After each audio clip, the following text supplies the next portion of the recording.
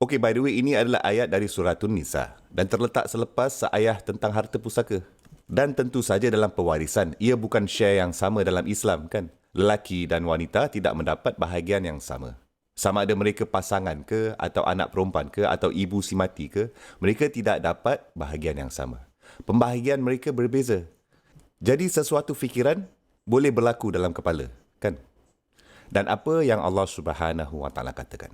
Lirrijali nasibum mimmaktasabu walin nisa'i nasibum mimmaktasabna. Kaum lelaki hanya akan mendapat sebahagian daripada sebuah bahagian yang mereka perolehi oleh diri mereka sendiri, dan wanita akan mendapat dari apa sahaja yang mereka perolehi sendiri. Sangat menarik penggunaan perkataan mim dalam ungkapan itu.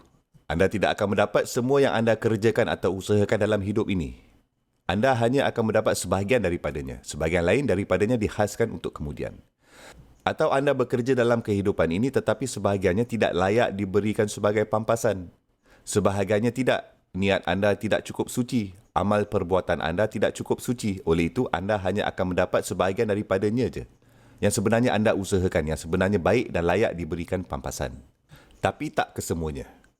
Dan Allah Subhanahu Wa Taala berfirman, aku mempunyai standard-standard untuk kaum lelaki. Dan aku mempunyai standard-standard untuk kaum wanita. Dan berhentilah dari menginginkan apa yang dimiliki oleh orang lain. Berhenti menginginkan apa yang dimiliki oleh orang lain. Lepas tu dia Subhanahu Wa Taala mengatakan, was'alullaha min fadlih. Salah satu frasa yang paling luar biasa dalam Al-Quran ni. Dalam ayat yang sama dia berkata, dan mintalah dari Allah untuk fadlnya. By the way, fadl di sini bukan sekadar nikmat. Ia juga bermaksudkan keutamaan. Okey, anda cuba tengokkan ini. Dalam rasa cemburu, dalam rasa jealous, seseorang merasakan bahawa si dia ni mempunyai fadl atas saya.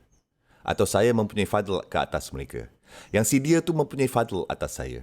Atau keutamaan yang lebih daripada saya. Dari segi kekayaan ke, atau dari segi penampilan ke, atau dari segi peluang ke. Atau seseorang gadis mungkin merasa seperti itu di dalam sebuah rumah apabila kakak dia dapat lamaran perkahwinan. Tapi dia ni tak dapat lamaran perkahwinan. Jadi kakak saya ni mempunyai fadl atas saya. Allah Subhanahu Wa Taala telah berfirman, kamu mahukan fadl? Oleh itu, daripada kamu memintakan keutamaan itu yang diberikan kepada orang lain oleh Allah Subhanahu Wa Taala, lebih baik kamu sendiri yang mintakan dari Allah Subhanahu Wa Taala untuk memberikan kamu fadl darinya. Berhenti bandingkan apa yang orang lain dapat, tapi fokuslah pada apa lagi yang boleh anda dapat dari Allah Subhanahu Wa Taala untuk diri sendiri. Cuba je berpura-pura, tidak ada orang lain lagi yang wujud. Jangan risau dan sibukkan pasal orang lain.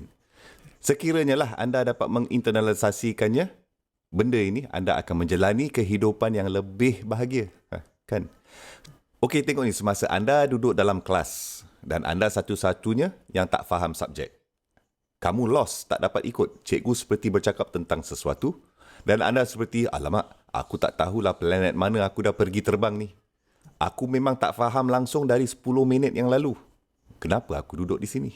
Dan pelajar lelaki atau perempuan kat sebelah anda menjawabkan setiap soalan. Semua soalan mereka boleh jawab. Mengangkat tangan. Cikgu, saya tahu jawapan.